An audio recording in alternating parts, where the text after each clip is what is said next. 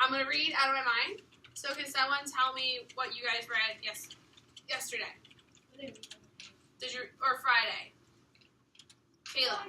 I just want to comment that whenever you say I want to read out of my mind, it's like you're reading until you go out of your mind.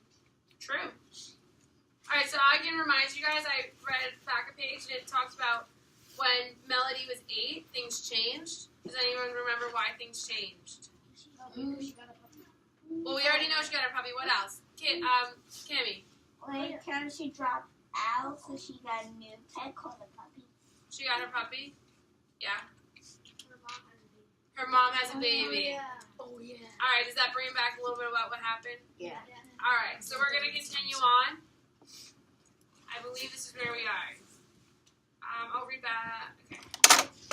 Instead of watching hours and hours of the Disney Channel, I found myself in my room staring at an empty TV screen, just thinking in the silence. I knew that a new baby was really time-consuming, but I also knew I took up a lot of time. How could my parents even have time for both of us? Then a horrible thought popped into my brain. What if they decide to look into Dr. Hughley's suggestion? I couldn't make that thought go away. Does anyone remember what his suggestion was? Wow, everyone's hands. Yes. To send her away. Let's keep that in the back of our mind. On Saturday afternoon, a few months before the baby was born, I was curled up on our sofa, dozing. Mom had put pillows around me to make sure I didn't fall off. Butterscotch slept nearby, and Dad's favorite jazz station played a saxophone snoozer. Mom and Dad sat together on the smaller sofa, talking together quietly. I'm sure they thought I was asleep. What if, Mom said in her voice tight. It won't be. The chances are so small, honey, Dad replied, but he sounded unsure. I couldn't bear it, Mom told him. We'd find the strength, he said calmly, but it's not going to happen. The odds are, but what if, she insisted, interrupting him, and only the second time I can remember my mom started to cry. Everything is going to be fine, my father said, trying to soothe her. We've got to think positive thoughts. It's all because of me, my mother said softly. I perked up and listened harder. What do you mean? Dad asked. It's my fault that Melody is like she is. Mom was crying really hard then. I could hardly make out her words. Diane, that's crazy. You can't hold on to that kind of guilt. These things just happen. I could tell Dad was trying to be reasonable. No, I'm the mother, she wailed. It's my job to bring a child into the world safely, and I screwed up. Every other woman on the planet is able to give birth to a normal baby. There must be something wrong with me. Sweetheart, it's not your fault. It's not your fault. But I could hear him pull my mom to him. But Chuck, I'm so scared this baby is going to be messed up too, she said in a shuddering breath. Please don't go there. Don't even think like that, Dad murmured. Statistically, what are the chances? 2 children who... Then I suddenly couldn't hear him anymore because my head was pulsing with the things I wanted to say but couldn't. I wanted to tell Mom that I was sorry she was so sad and so scared. That it wasn't her fault. But I was just the way I was, and she had nothing to do with it. The part that hurt the most was I couldn't tell her any of it. Think about it. What conversation did Melody's mom and dad have where they thought she was asleep? What are they most worried about? Kyle? I think they're worried about if the baby's going to be just like her. Just like Melody. Okay. Does anyone else have another thought?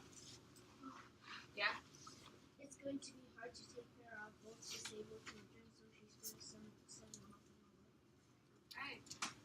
Let's see what happens. During Mom's entire pregnancy, however, my parents' attention to me never wavered. Even though, yeah, I worried that it would. Dad did lots more as Mom got closer to her due date. He did some of the laundry, most of the cooking, and all of the lifting and carrying. I got to school on time every day, got my stories read to me every night, and the 3 of us waited and hoped and prayed. But Penny was born perfect, copper bright, just like her name. From the minute she came home from the hospital, she was a really happy baby.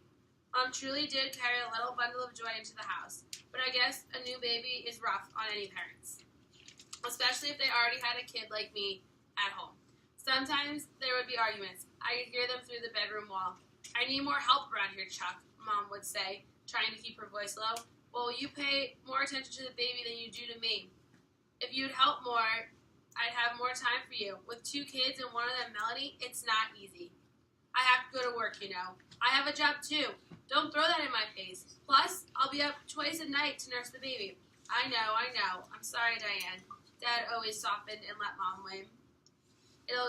It's just, I'm so tired all the time, Mom would say, her voice muffled. I'm sorry. I'll do better. I promise. We'll take off work tomorrow and take care of both girls. Why don't you go catch a movie or take Miss Lee out to lunch? It would get quiet once more, and even so, somehow, I always ended up feeling a tiny bit guilty. Life sure would be easier if they only had one child, one with working parts.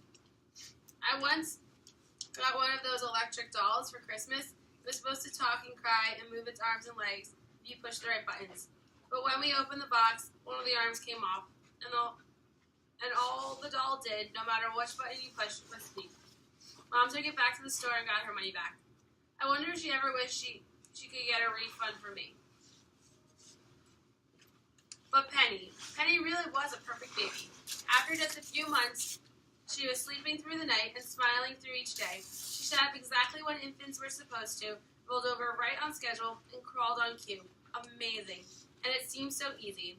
Sure, she fell on her face a few times, but once she got it, she was off. What's Melanie thinking right now when she's talking about Penny and how she's doing everything right on cue? Someone new today. She might be jealous. She might be jealous. Does anyone agree? Does anyone else have another feeling that they think Melanie's feeling? Yes. Melody's feeling also Jealous. Yeah. Yeah. I was about to say that. She probably feels like it's more fair to also take care of her. And she was that age and she was getting older and getting tiny. Yeah. So let's read to see what else happens as Penny starts to grow up. Penny zoomed around like a little wind-up toy. She learned that the toilet was fun to splash in and that lamps will fall if you grab the cord. She learned that golden retrievers are not ponies, peas taste funny, dead flies on the ground are a no-no, and candy is really good. She laughed all the time. She learned her sister Melanie couldn't do what she could do, but she didn't seem to care, so I tried not to care either. Dad and his camcorder followed Penny around like a paparazzi following a rock star. We have hundreds of hours of footage of Penny being cute and doing adorable things. And while I admit it, sometimes I get kind of sick of watching a new video every time she learned something new. It sort of sucks to watch a baby do what you wish you could do. Penny holding her own bottle. Penny feeding herself teeny tiny Cheerios from her high chair tray. Penny saying mama and dada, just like the babies on Sesame Street. Penny crawling on the floor and chasing butterscotch. Penny clapping her hands. How did her little brain know how to tell her to put herself up to a standing position, to hold on to the soft sofa to balance? How did she know how to stand on her own? Sometimes she'd fall over, but when she'd pop right back up. Never ever did she lie there, stuck like a turtle on its shell. Dad still did our nighttime reading, but now it was Penny who snuggled on his lap. I was too big and too hard to balance. So I sat in my wheelchair and my dog at my feet. As the two of them read the stories, I knew by heart. Butterscotch still slept only in my room. I liked that. It really did make me glad to know Penny was learning the same books I love so much. I wondered if she was memorizing them. Probably not. She didn't need to. I think Penny's third word was Dee. She couldn't quite say melody, but she got the last part. I loved when Mom put Penny in bed with me after her morning bath. She grabbed me and planted wet baby powder smelling kisses all over my face. Dee, she'd say again and again. By the time she was 1 year old, Penny could walk. She wobbled all around the house with her fat little legs. She fell a lot, dropping down on her butt and laughing every time she did. Then she'd get back up and try it again. That is something I'd never get to try. But 2 kids in the house, our family routines changed. It took twice as long to get everyone ready in the morning. Mom made sure Penny was dressed in a pretty little outfits every day, even though she was just going next door to Miss B's house. My clothes were okay, but I noticed that lately they were more useful than cute. Mom seemed to be choosing them by how easy they'd be to get on me. It was kind of a bummer, but I knew I was getting heavier and heavier to lift, so changing me was harder. I probably should mention that feeding me is a real process. I can't chew very well, so I mostly get soft foods like scrambled eggs or oatmeal or applesauce. Since I can't hold a fork or a spoon, I try and I keep dropping them. Sometimes someone has to place the food in my mouth, one spoonful at a time. It's slow. Spoon, slurp, swallow. Spoon, slurp, swallow. Lots of food falls on the floor. Butterscotch likes that. She's like a canine vacuum cleaner. What do we think so far about how Penny is growing up right in front of Melody's eyes, and we're learning more about Melody's hardships? Someone new that I haven't heard from today. I forgot your name, but in the back. Arush? I knew that. Go ahead. What was the question again? What do we think so far about what we know about Penny growing up compared to Melanie's growing up and learning more about how she can't even feed herself? Penny doesn't have much disabilities as Melody, because the dog could eat herself and use her hands and legs, but Melody can't hold a fork stiffly, and she can't use her hands and legs too much.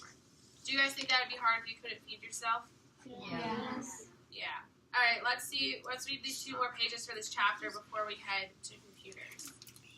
Drinking stuff was hard for me too. I couldn't hold a glass and I couldn't sip from a straw. So someone has to very carefully hold a cup to my lips and tilt a little bit of liquid into my mouth so I can swallow. Too much and I choke and cough, so we have to start all over. It takes a long time to get a meal in me. I hate the whole process, obviously. And some mornings were really stressful. Chuck, can you bring me Melanie's pink t-shirt from the clean clothes basket? She spilled juice all over her shirt.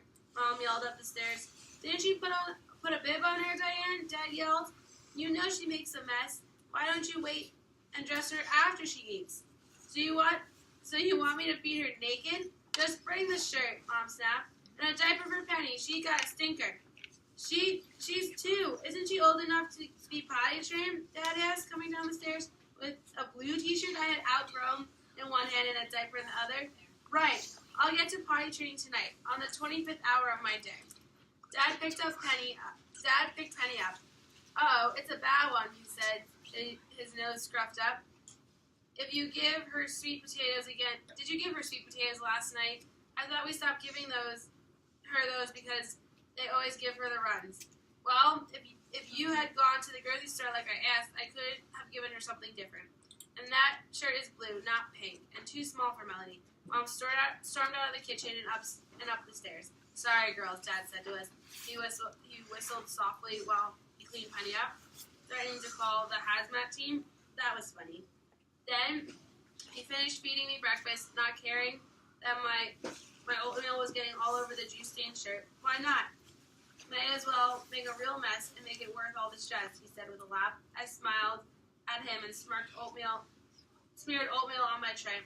Mom came back down with fresh makeup and a freshly painted on smile, her hair done and with my pink shirt. She and Dad hugged in the kitchen, both took a deep breath, and we actually made it out of the house on time. We had lots of days like that.